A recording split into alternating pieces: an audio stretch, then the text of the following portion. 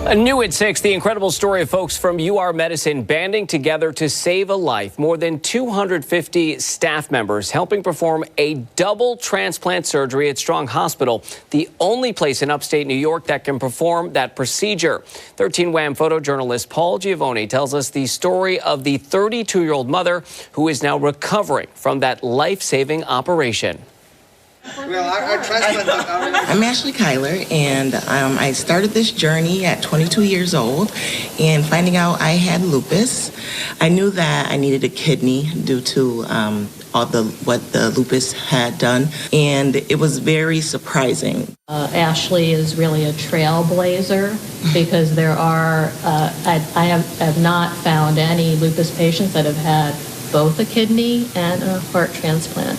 Organ donation is very important. I was able to get the rest of my family to make sure they donated their organs as well. It's very important because without my kidney and my heart, I wouldn't be here today. So, receive a transplant, the patients become independent again. They come back to their work and full activities. So, of course, kidney donation is very important. So from the heart perspective, I think organ donation is extremely important, making people aware that this is the greatest gift they can give. About 8 weeks, I believe, that I was waiting for the organs. And, you don't know who your donor is, but regardless of that, I'm still grateful and thankful, and it's very humbling. And I just thank the donors, and I wish one day I could actually meet them. And I want them to listen to the heart that I have and just let them know, like, your family member is living through me, and I'm making sure that I'm also keeping myself healthy so that person is proud of me. Again, our thanks to 13 Wham photojournalist Paul Giovoni. If you're interested in saving a life and becoming an organ donor, we do have more information on 13wham.com.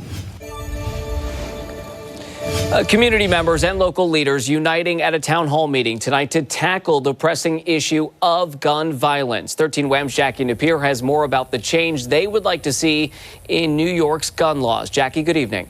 Good evening, Matt.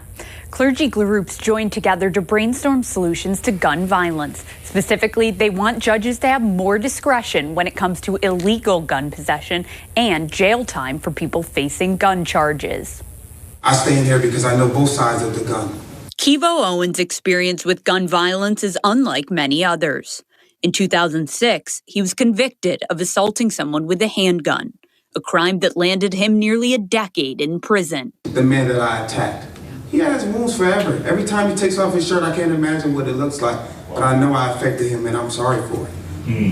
So I'm sitting here today because I want to get on the preventative side of that. Years later, in 2021, he lost his younger brother, Malcolm, to gun violence. When an individual gets their hands on a gun, they may first shoot in the sky. They may first shoot at a building with no one in it. They may shoot at a car. Eventually, somebody's going to get shot.